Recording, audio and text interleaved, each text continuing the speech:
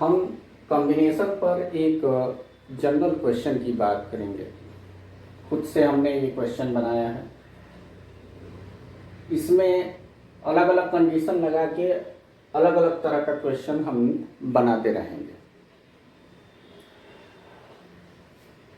अलग अलग चीज़ें इसमें पूछी जाती है इसी तरह के सर्किट में, तो उस तरीके से एडजस्टमेंट करके ये एक नहीं कई क्वेश्चन को कवर करेगा। इस तरह का हम कॉन्सेप्ट आपको बता रहे हैं कि इसमें अलग अलग तरीके से कैसे कैसे क्वेश्चन पूछे जाते हैं। तो अभी मैं शुरू कर रहा हूँ जिसमें कि एक सिंपल कॉन्सेप्ट इम्प्लीमेंट है इक्विवेलेंट रेजिस्टेंस का। तो एक तो क्वेश्चन होता है जिसमें कि डायरेक्टली आपसे पूछा जाएगा कि इक्विवेलेंट रेजिस्टेंस बताइए। आप simply parallel combination, series combination जो फार्मूला पढ़े हैं उस फार्मूले को अप्लाई करके कैलकुलेट कर लेंगे। अब इस क्वेश्चन में हमने क्या किया है कि अभी दो तरीके से, जैसे ये सेल है, 4 वोल्ट की 3 सेल हमने लगा दिया, तो टोटल सोर्स कितने का हो गया, 12 वोल्ट का। तो अब ये दो तरीके से हो गया, या तो सेल देगा कि 3 सेल 4 वोल्ट के लगा दिए गए, या देगा सीधे कि 12 वोल्ट की बैटरी लगी हुई है। दूसरी बात कि कॉम्बिनेशन, अब मान लीजिए कि इससे ज़्यादा कॉम्प्लेक्स आपसे नहीं पूछेगा, कुछ पैरेलल में है कुछ सीरीज में है। ये एक सर्किट है। इस सर्किट में हमने 4 ओम 6 ओम दो सीरीज में ये कनेक्ट किए हैं, और फिर इनके साथ पैरेलल में 4 ओम 12 ओम का ये पैरेलल में है इनके साथ, और 1 ओम का रेजिस्टेंस। ये टर्मिनल पॉइंट भी हमने मेंशन कर दिया है जैसा कि फिगर आपको दिख रहा है। अब इसमें पूछा क्या जाएगा, अगर मान लीजिए बैटरी का दिया है कि कितना वोल्ट की है, चाहे जैसे दे, अलग अलग सेल का दिया है तब, या पूरा एक सोर्स दिया है 12 वोल्ट का तब। रेजिस्टेंस में सारे रेजिस्टेंसेस की वैल्यू मैंने मेंशन किया है कि कितने कितने ओम के हैं। अब पूछेगा कैसे इस पर, तो आपसे पूछेगा कि फाइंड टोटल करंट। ये सबसे सिंपल क्वेश्चन है कि find total current in the circuit, पहला क्वेश्चन। उसके बाद जैसा कि आप फिगर में देख रहे हैं, यहाँ वोल्ट मीटर मैंने लगा दिया है V इस 6 ओम रजिस्टर के थ्रू। तो पूछेगा कि इस वोल्ट मीटर की रीडिंग बताइए, वोल्ट मीटर की रीडिंग क्या होगी। अच्छा, यहाँ करंट भी पूछने का तरीका होता है कि अमीटर की रीडिंग बताइए। अब जैसे ये अमीटर यहाँ लगा दिया, यहाँ दिखा देगा अमीटर, ये प्लस ये माइनस, इसकी रीडिंग बताइए। यहाँ भी अमीटर लगा देगा, कहेगा कि इस करंट की वैल्यू बताइए जो कि इस पार्ट में फ्लो हो रही है, इस करंट की वैल्यू बताइए जो कि इस पार्ट में फ्लो हो रही है, टोटल करंट बताइए। तो अमीटर की भी रीडिंग पूछता है। तो वोल्ट मीटर की रीडिंग का मतलब पोटेंशियल डिफरेंस बताना है आपको, अमीटर की रीडिंग का मतलब कि करंट उस पार्ट में बताना है कि कितनी फ्लो कर रही है। ये तो रही बात क्वेश्चन समझने की। अब फाइंड करने की बात करते हैं। पूछ दिया कि टोटल करंट बताइए, तो अब दो क्वेश्चन इसमें हो गए। एक तो अगर वोल्टेज दिया है पूरे सर्किट के थ्रू और आपसे करंट पूछ रहा है आई की वैल्यू, तो आपसे पूछ रहा है कि इक्विवेलेंट रेजिस्टेंस भी फाइंड करो। अब मजबूरी है हमारी कि जब करंट हमें फाइंड करना है तो इक्विवेलेंट रेजिस्टेंस हमें पता होना चाहिए। तो पहला काम क्या होगा, इक्विवेलेंट रेजिस्टेंस फाइंड करना इस पूरे सर्किट का।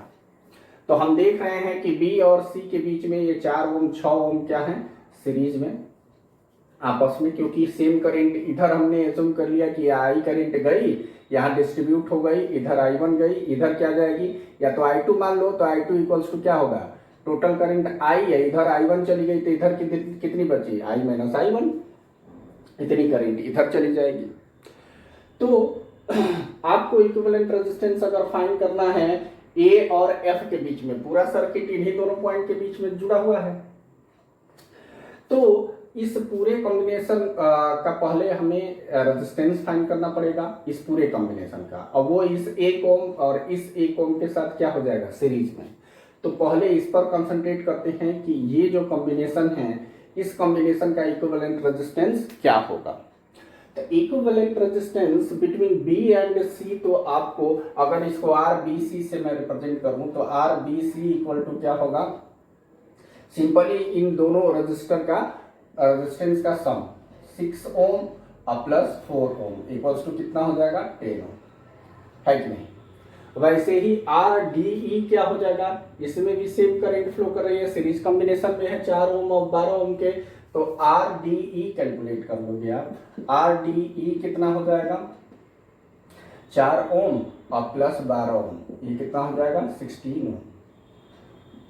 अब आपने यहां से यहां और यहां से यहां के बीच में रेजिस्टेंस फाइंड कर लिया। एक नया सर्किट बस यहां से यहां तक का अगर मैं बनाऊं तो ये ए पॉइंट है और ये 1 ओम का रेजिस्टेंस है, और यहां पर ये पॉइंट जी है और ये है बी। बी और सी के बीच में इक्विवेलेंट रेजिस्टेंस कितना फाइंड कर लिया, 10 ओम। तो 10 ओम का यहाँ पर रेजिस्टेंस आपने कनेक्ट कर दिया। यहाँ पर कितना है, 16 ओम। ये है डी और ई, है कि नहीं। तो डी और ई के बीच में 16 ओम और फिर ये 1 ओम, ऐसा कुछ सर्किट बन जाएगा। अब जो सोर्स लगा है वो कितने का, 12 वोल्ट। तो इसका इक्विवेलेंट सर्किट ये मिलेगा जब इसका इक्विवेलेंट रेजिस्टेंस हमने फाइंड कर दिया। किसका किसका, ये 4 ओम 6 ओम का, इस 4 ओम इस 12 ओम का, तो ये आपस में सीरीज में है। ऐड करके ये आप फिगर नहीं भी बनाओगे तो कोई दिक्कत नहीं है, आपको ये लिखना होगा कि equivalent resistance between B and C is this much, R B C R D. अब ये R B C E, R B C और ये आर डी ई, ये आपस में क्या है, अगर बना भी दोगे तो कोई दिक्कत नहीं। ये दोनों आपस में क्या है, ये दोनों आपस में पैरेलल कॉम्बिनेशन में, ये दोनों आपस में पैरेलल कॉम्बिनेशन में है, और इनका इक्विवेलेंट रेजिस्टेंस आप फाइंड कर सकते हो पैरेलल कॉम्बिनेशन के फार्मूले से। तो जाहिर सी बात है वो जो इक्विवेलेंट आएगा वो इस G और H पॉइंट के बीच में इक्विवेलेंट रेजिस्टेंस होगा, है कि नहीं। तो equivalent resistance between G and H point can be calculated by applying the formula of parallel combination. ये आपस में पैरेलल में है तो वो G और H के बीच में इक्विवेलेंट रेजिस्टेंस देगा, तो उसको हम RGH लिख दे रहे हैं। R1/RGH, हाँ जैसा कि मैं बात कर रहा था, 1/RGH, G और H पॉइंट के बीच में इक्विवेलेंट रेजिस्टेंस है, तो 1/RGH equals to 1/RBC plus 1/RDE होगा। तो 1/RGH इक्वल टू 1/10 प्लस 1/16। इनको ऐड कर देंगे, एलसीएम हो जाएगा 80, ये 8 और प्लस 5, तो कितना हो जाएगा 13/80, 13/80। तो RGH की वैल्यू क्या आ जाएगी, RGH इक्वल टू 80/13, इतना ओम आ गया इन दोनों पॉइंट के। तो फिर एक फिगर बन सकता है जिसमें कि G और H पॉइंट के बीच में, इसी फिगर को अगर मैं रब कर दूं तो बन जाएगा कि total resistance between G and H, total resistance between G and H is, G और H के बीच में टोटल रेजिस्टेंस कितना हो जाएगा,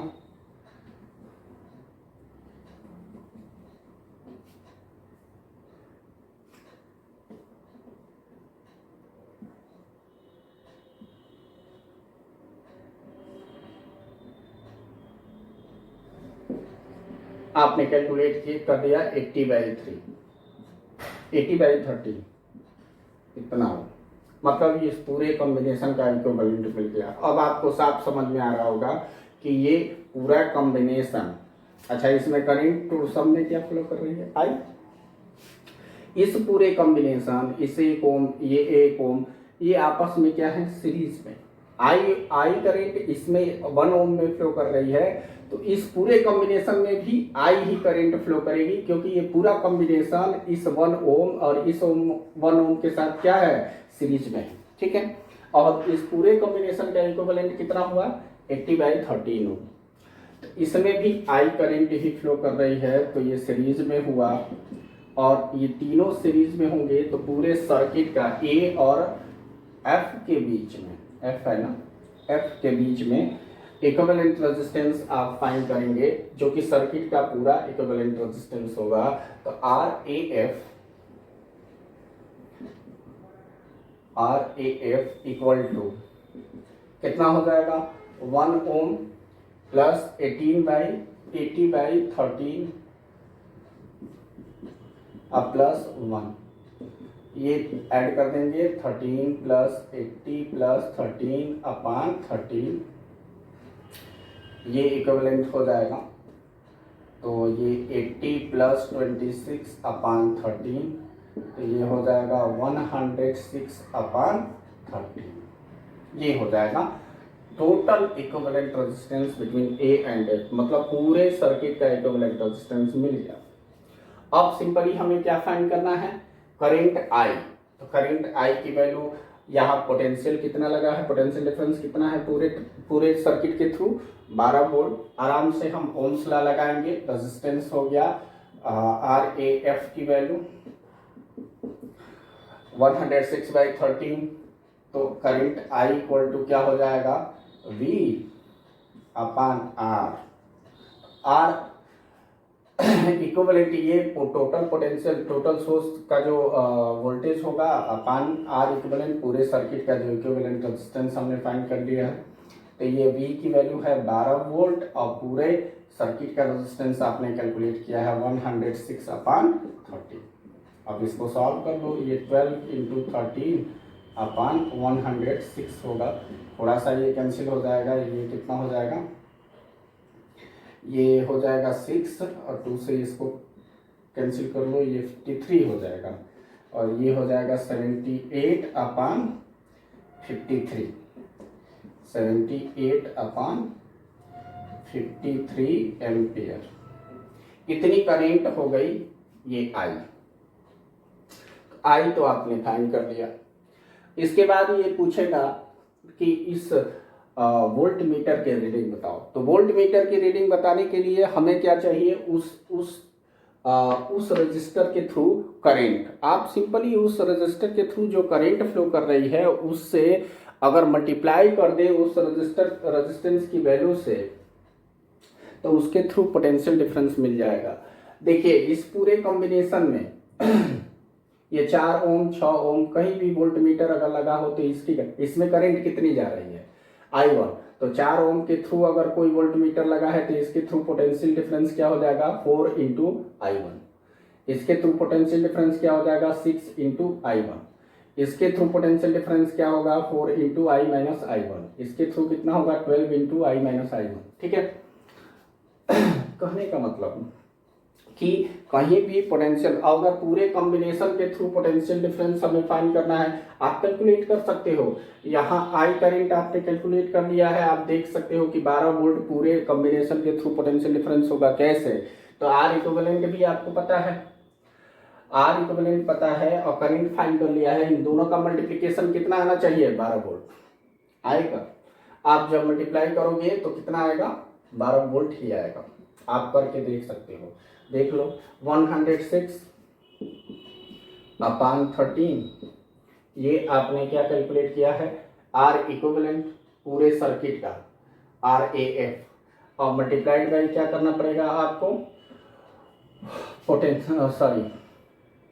resistance multiplied by current. Current कितना कैलकुलेट किया है, 80/13 रेजिस्टेंस है, और नहीं, 106/13 रेजिस्टेंस है, करंट है 78/53। तो 78/53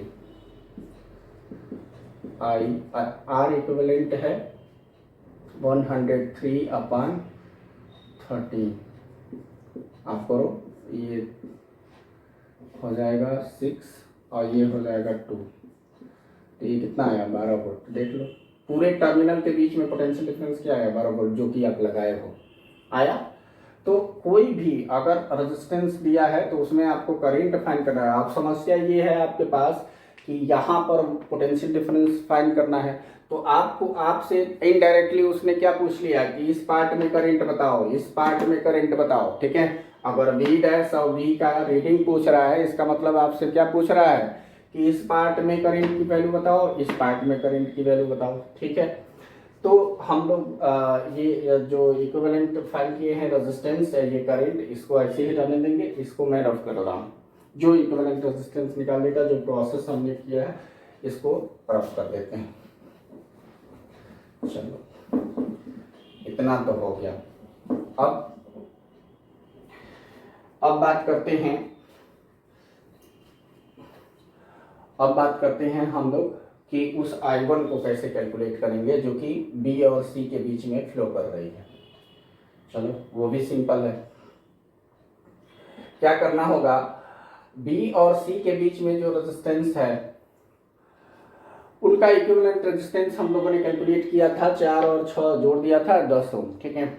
आप ऐसे भी कैलकुलेट कर सकते हो। देखो ये वैसे ही है कि 10 रुपया दिया गया और आप इसके थ्रू यहाँ खर्च कर रहे हो, यहाँ खर्च कर रहे हो, तो यहाँ कितना खर्च किया 4 × I1, यहाँ क्या कितना खर्च किया 6 × I1। टोटल खर्च B से C तक जाने में कितना हुआ, तो 4I1 + 6I1 = 10I1। तो आप सिंपली चूंकि सीरीज में ये कनेक्टेड है तो आप क्या कर सकते हो, दोनों का इक्विवेलेंट रेजिस्टेंस फाइंड कर लो। 6 ओम और 4 ओम का उसमें I1 से मल्टीप्लाई कर दो, तो total potential drop between B and C calculate होगा, ठीक है। और सिर्फ I1 का, तो I1 चूंकि हमें फाइंड करना है तो हमें क्या कॉन्सेप्ट लगाना पड़ेगा कि देखो D और E के बीच में जो पोटेंशियल डिफरेंस होगा वही पोटेंशियल डिफरेंस B और C के बीच में होगा। मतलब potential difference between B and C is equals to potential difference between D and E। ऐसा क्यों? ऐसा इसलिए क्योंकि यहाँ पर जो रजिस्टर्स जुड़े हैं ये पूरा कॉम्बिनेशन इस पूरे कॉम्बिनेशन के साथ क्या है, पैरेलल में। तो पैरेलल कॉम्बिनेशन में क्या सेम रहता है, पोटेंशियल डिफरेंस। तो इसमें D और C के बीच का जो पोटेंशियल डिफरेंस होगा वो D और E के बीच के पोटेंशियल डिफरेंस के क्या होगा, इक्वल। तो potential difference between B and C क्या होगा, total resistance between B and C multiplied by current flowing through this combination, ठीक है। तो इसमें I1 करंट फ्लो कर रही है, टोटल रेजिस्टेंस कितना है 10 ओम। तो आप कैसे भी लिख सकते हो कि VBC, उसको मैं रिप्रेजेंट कर रहा हूं B और C के बीच में potential difference VBC equals to, या तो आप करो 4I1 + 6I1 ऐसे लिखो, या सीधे इनका इक्विवेलेंट फाइंड कर लो 10I1। दोनों तरीके से एक ही आएगा, ठीक है। टोटल रेजिस्टेंस एंड टू इसमें करंट, वही काम किया। अच्छा, अब ऐसे ही VDE का क्या हो जाएगा, VDE इक्वल्स टू ये टोटल रेजिस्टेंस एंड टू इसमें करंट। तो टोटल रेजिस्टेंस 16 है, अब मल्टीप्लाइड बाई I2 की वैल्यू कितनी है I - I1 है कि नहीं। तो ये पुट कर दिया I - I1, ये मैंने लिखा है यहाँ I - I1। जैसे बता I1 इधर चली गई, ये टोटल I ही करंट है, तो इधर क्या बचेगी I - I1।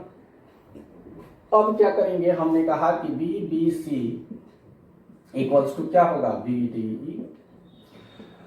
तो इन दोनों को इक्वेट कर दो, 10I1 इक्वल टू क्या हो जाएगा 16 टाइम्स I - I1। तो 10I1 equal to 16I - 16I1। 16I1 को इधर भेजो तो 10I1 और 16I1 कितना हो जाएगा 26I1। 26I1 इक्वल टू क्या हो जाएगा 16I। तो I1 इक्वल टू क्या हो जाएगा 16/26I। ये हो जाएगा 2 8 जा ये 13। तो 8/13 आई की वैल्यू कितनी कैलकुलेट किए हो 78/53 पुट कर दो यहाँ। तो 8/13 मल्टीप्लाइड बाई क्या हो जाएगा मल्टीप्लाइड बाई 78/53। Very good. तो ये कितना हो जाएगा 48/53 सॉरी एम्पियर। इतनी करंट हो गई I1। तो अब आराम से आप कैलकुलेट कर सकते हो कि ये V की वैल्यू क्या होगी, इस वोल्टमीटर की रीडिंग क्या होगी, क्योंकि 6 ओम रजिस्टर के थ्रू लगा है। तो देखो 6 ओम रजिस्टर के through potential difference V equals to हम यही कैलकुलेट करते हैं। अभी मैंने कहा कि कैसे कैलकुलेट करते हैं कि V इक्वल टू क्या होगा 6 मल्टीप्लाइड बाई I1 की वैल्यू कैलकुलेट कर दिया। इसमें करंट जितनी है उससे मल्टीप्लाई कर दो, उतना ही वोल्टेज ड्रॉप होगा, वही पोटेंशियल डिफरेंस कहा जाएगा इसके थ्रू। तो 6 मल्टीप्लाइड बाई I1 कितना कैलकुलेट किए हो 48/53। अब इसको गुणा भाग आपको आता है, कैलकुलेट कर लो मल्टीप्लाई करके, आ गया। उस वोल्टमीटर की रीडिंग इतने वोल्ट होगी। इस वोल्टमीटर की रीडिंग फाइंड करनी है तो हमें इसके लिए I2 निकालना पड़ेगा, I - I1 चाहिए। तो देखो I - I1 कैलकुलेट कर लो। I आपने कैलकुलेट किया है 78/53 और I1 निकल गया है 48/53। तो I2 की वैल्यू क्या हो जाएगी I2 इक्वल टू हो जाएगा I - I1 equal to 78/53 minus 48/53 equal to 30/53। ये हो जाएगा एम्पियर I2 की वैल्यू I - I1। तो इतनी करंट जा रही है इसके थ्रू, तो इसके थ्रू पोटेंशियल ड्रॉप कितना होगा V डैश की वैल्यू क्या होगी। तो V डैश बराबर कितना हो जाएगा 4 ओम रेजिस्टेंस है, इसमें करंट क्या है I - I1 या I2।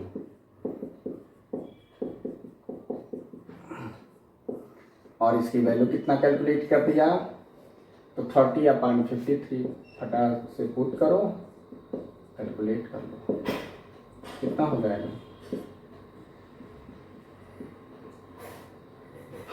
समझ में आ गई बात। इन दोनों का सम कितना आना चाहिए I के बराबर 78 आएगा, क्योंकि I2 equals to I - I1 ही आपने पुट किया। अब यहाँ ये जो है वोल्टेज हो गया, सॉरी ये I1 और I2 के सम की बात मैं कर रहा था। वोल्टेज कितना हो गया 120/53 वोल्ट, किसके थ्रू 4 ओम के थ्रू। आप वोल्टेज भी कैलकुलेट, अब जैसे कि यहाँ पर वोल्टेज हमने कैलकुलेट किया। अब जैसे BC पूछे कि BC के, तो सिंपली क्या कर देना है BC के बाद 10I1 हो जाएगा। I1 आप कैलकुलेट कर चुके हो, I1 की वैल्यू कितना कैलकुलेट किए हो 48/53 एम्पियर।